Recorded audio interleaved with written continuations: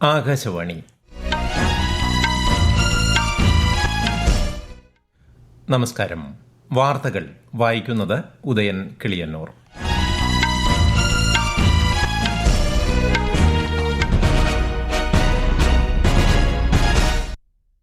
പ്രധാന വാർത്തകൾ.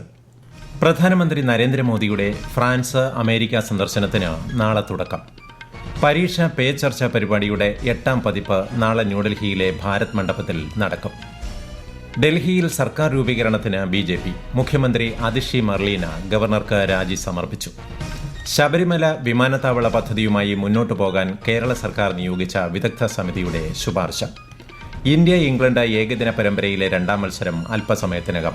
ISL ഫുട്ബോളിൽ ഇന്ന് ബംഗളൂരു ജംഷഡ്പൂർ പോരാട്ടം. വാർത്തകൾ വിശദമായി. പ്രധാനമന്ത്രി നരേന്ദ്രമോദിയുടെ ഫ്രാൻസ്, അമേരിക്ക സന്ദർശനത്തിന് നാളെ തുടക്കമാകും. ഇരു രാജ്യങ്ങളുമായുള്ള ഇന്ത്യയുടെ തന്ത്രപരമായ പങ്കാളിത്തം ഉറപ്പുവരുത്തുന്നതിൽ സന്ദർശനം ഊന്നൽ നൽകും. ഈ മാസം 10 മുതൽ 12 വരെ ഫ്രാൻസ് സന്ദർശിക്കുന്ന പ്രധാനമന്ത്രി നിർമ്മിത ബുദ്ധി ഉച്ചകോടിയിലും ഉഭയകക്ഷി ചർച്ചകളിലും പങ്കെടുക്കും. ഇന്ത്യയുടെ പുതിയ കോൺസുലേറ്റ് ജനറലിന്റെ ഉദ്ഘാടനവും ശ്രീ നരേന്ദ്രമോദി നിർവഹിക്കും.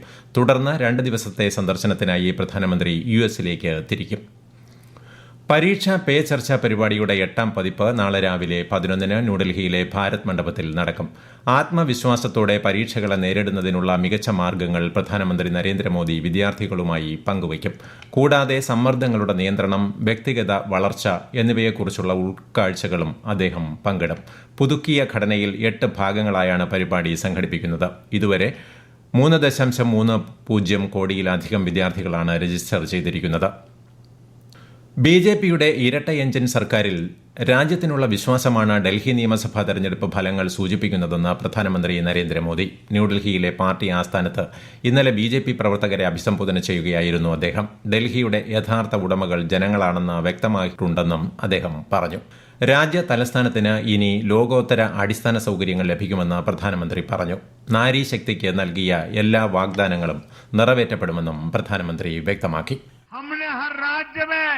नारी शक्ति से किए हर वादे को पूरा किया। आज करोड़ों माताओं बहनों को हमारी योजनाओं का लाभ मिल रहा है। मैं दिल्ली की मातृशक्ति से भी कहता हूँ, चुनाव में उनसे किया वादा जरूर पूरा किया जाएगा. ഡൽഹി നിയമസഭാ തെരഞ്ഞെടുപ്പിൽ ആം ആദ്മി പാർട്ടിയുടെ പരാജയത്തെ തുടർന്ന് ഡൽഹി മുഖ്യമന്ത്രി അതിഷി മർലീന രാജിവെച്ചു. ലഫ്റ്റനന്റ് ഗവർണർ വിനയ് കുമാർ സക്സേനയെ നേരിൽ കണ്ട് രാജിക്കത്ത് സമർപ്പിച്ചു. ഡൽഹിയുടെ 7ാം നിയമസഭ ഫെബ്രുവരി 8-ന് ലഫ്റ്റനന്റ് ഗവർണർ പിരിച്ചുവിട്ടിരുന്നു. ആം ആദ്മി പാർട്ടിയുടെ മുതിർന്ന നേതാക്കളെല്ലാം പരാജയപ്പെട്ടപ്പോഴും 3521 വോട്ടുകളുടെ ഭൂരിപക്ഷത്തിൽ അതിഷി വിജയിക്കുകയായിരുന്നു. പുതിയ ആദായ നികുതി ബിൽ അടുത്തയാഴ്ച ലോക്സഭയിൽ അവതരിപ്പിച്ചേക്കുമെന്ന് കേന്ദ്ര ധനമന്ത്രി നിർമ്മല സീതാരാമൻ.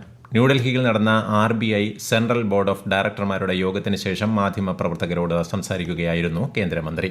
6 പതിറ്റാണ്ട് പഴക്കമുള്ള ആദായ നികുതി നിയമത്തിനു പകരമായാണ് പുതിയ ബില്ല് വരുന്നത്. ലോക്സഭയിൽ അവതരിപ്പിച്ചതിനു ശേഷം ബില്ല് പാർലമെന്റിന്റെ സ്റ്റാൻഡിംഗ് കമ്മിറ്റിക്ക് അയക്കും. ഇന്ത്യൻ നാവികസേനയുടെ കേഡറ്റ് പരിശീലന കപ്പലുകൾക്കും ന്യൂ ജനറേഷൻ ഓഫ് ഷോർ വെസലുകൾക്കുമായി ഭാരത് ഇലക്ട്രോണിക്സ് ലിമിറ്റഡിൽ നിന്ന് 28 ഇയോൺ 51 അഗ്നി നിയന്ത്രണ സംവിധാനം സംഭരിക്കുന്നതിനായി രാജ്യരക്ഷാ മന്ത്രാലയം ധാരണാപത്രത്തിൽ ഒപ്പുവച്ചു. 642 കോടി രൂപയിലധികമാണ് വകയിരുത്തിയിട്ടുള്ളത്. ഈ വാർത്തകൾ ആകാശവാണിയിൽ നിന്ന്. ആകാശവാണി വാർത്തകളും വാർത്താ അധിഷ്ഠിത പരിപാടികളും All India Radio News Thiruvananthapuram YouTube ചാനലിലും @All India Radio News Thiruvananthapuram Facebook പേജിലും AIR ന്യൂസ് തിരുവനന്തപുരം ഇൻസ്റ്റഗ്രാം അക്കൌണ്ടിലും @AIR ന്യൂസ് TVM X ഹാൻഡിലും ലഭ്യമാണ്.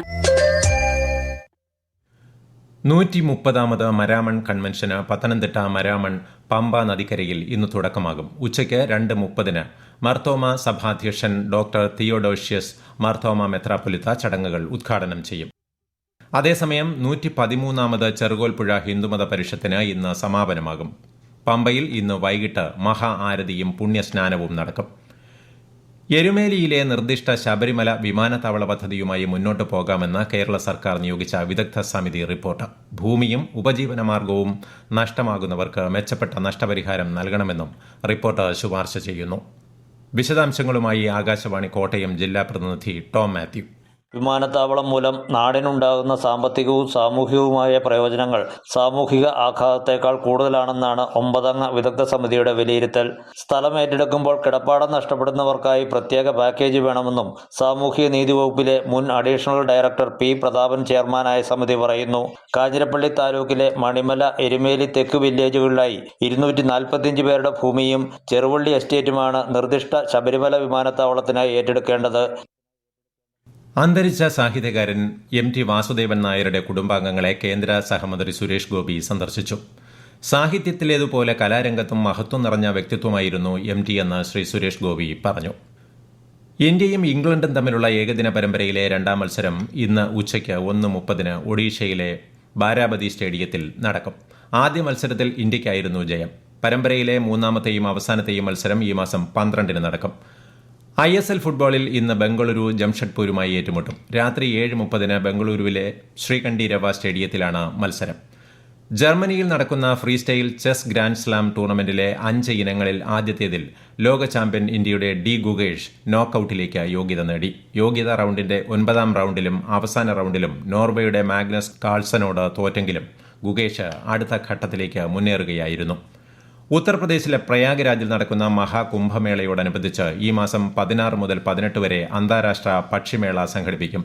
200-ലധികം ഇനം ദേശാടന പ്രാദേശിക പക്ഷികളുടെ ഒത്തുചേരൽ കാണാൻ സന്ദർശകർക്ക് അവസരം ലഭിക്കും.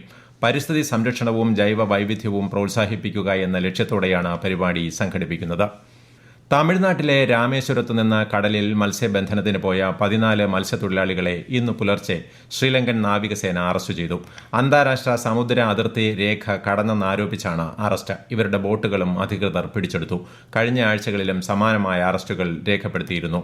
വിഷയത്തിൽ ഇടപെടണമെന്ന് തമിഴ്നാട് മുഖ്യമന്ത്രി MK സ്റ്റാലിൻ വിദേശകാര്യമന്ത്രി S ജയശങ്കറിനോട് ആവശ്യപ്പെട്ടു. ന്യൂഡൽഹിയിലെ ഭാരത് മണ്ഡപത്തിൽ നടക്കുന്ന ലോക പുസ്തകമേളയുടെ 52ാമത് പതിപ്പിന് ഇന്ന് സമാപനമാകും. നാഷണൽ ബുക്ക് ട്രസ്റ്റും ഇന്ത്യ ട്രേഡ് പ്രൊമോഷൻ ഓർഗനൈസേഷനും ചേർന്നാണ് പരിപാടി സംഘടിപ്പിച്ചത്. മേളയിലെ 2000-ഓളം പ്രസാധകരും 1000-ഓളം പ്രഭാഷകരും പങ്കെടുത്തു. ജമ്മുകാശ്മീരിലെ സോനാമാർഗിൽ ഇന്നലെയുണ്ടായ തീപിടുത്തത്തിൽ 50ഓളം കടകളിൽ നാശനഷ്ടമുണ്ടായി. ആളപായമില്ല. അതേസമയം നാശനഷ്ടം ഉണ്ടായവർക്ക് അടിയന്തരമായി സഹായം എത്തിക്കുമെന്ന് മുഖ്യമന്ത്രി ഒമർ അബ്ദുള്ള അറിയിച്ചു. പഴകിയതും നേരെയാക്കാൻ കഴിയാത്തതുമായ വാഹനങ്ങൾ പൊളിച്ചു നീക്കാൻ രജിസ്റ്റർ ചെയ്തിട്ടുള്ള 6 കേന്ദ്രങ്ങൾക്ക് മഹാരാഷ്ട്ര അംഗീകാരം നൽകി. വാഹനം പൊളിക്കൽ നയത്തിന്റെ ഭാഗമായാണ് നടപടി. പ്രസ്തുത കേന്ദ്രങ്ങളിൽ വാഹനങ്ങൾ പൊളിക്കുന്നവർക്ക് പുതിയ വാഹനം വാങ്ങിക്കുമ്പോൾ നികുതിയിൽ 10% ഇളവ് നൽകുമെന്ന് മഹാരാഷ്ട്ര ഗതാഗത വകുപ്പ് അറിയിച്ചു. US-ൽ ട്രഷറി വകുപ്പ് ശേഖരിച്ചിട്ടുള്ള ദശലക്ഷക്കണക്കിന് അമേരിക്കക്കാരുടെ സ്വകാര്യ സാമ്പത്തിക രേഖകൾ ലഭ്യമാക്കണമെന്ന എലോൺ മസ്കിന്റെ സ്ഥാപനമായ ഡിപ്പാർട്ട്മെന്റ് ഓഫ് ഗവൺമെന്റ് എഫിഷ്യൻസിയുടെ ആവശ്യം ഫെഡറൽ ജഡ്ജി തടഞ്ഞു. രേഖകൾ ഇതിനകം നേടിയിട്ടുണ്ടെങ്കിൽ അത് നശിപ്പിക്കണമെന്നും ജഡ്ജി ഉത്തരവിട്ടു.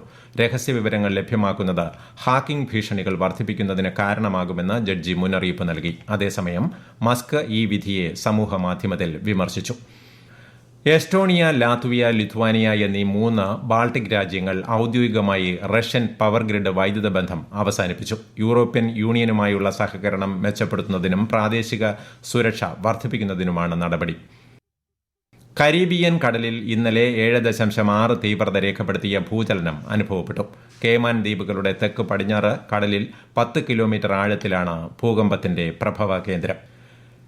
ഇന്നലെ അഗർത്തലയിൽ സമാപിച്ച 2 ദിവസത്തെ ഡെസ്റ്റിനേഷൻ ത്രിപുര ബിസിനസ് കോൺക്ലേവിൽ വിദ്യാഭ്യാസം, ആരോഗ്യം, കൃഷി, IT മേഖലകളിലെ 87 സ്വകാര്യ നിക്ഷേപകരുമായി ത്രിപുര സർക്കാർ 3700 കോടി രൂപയുടെ ധാരണാപത്രം ഒപ്പുവച്ചു. രാജ്യത്തിനകത്തും പുറത്തുമുള്ള സ്വകാര്യ മേഖലാ കമ്പനികളെ ത്രിപുരയിലേക്ക് ആകർഷിക്കാൻ സംസ്ഥാന സർക്കാർ സജീവമായി പ്രവർത്തിക്കുന്നുണ്ടെന്ന് മുഖ്യമന്ത്രി ഡോക്ടർ മണിക് സാഹ മാധ്യമങ്ങളോട് പറഞ്ഞു.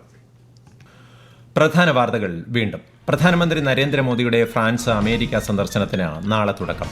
പരീക്ഷാ പേ ചർച്ച പരിപാടിയുടെ 8ാം പതിപ്പ് നാളെ ന്യൂഡൽഹിയിലെ ഭാരത് മണ്ഡപത്തിൽ നടക്കും.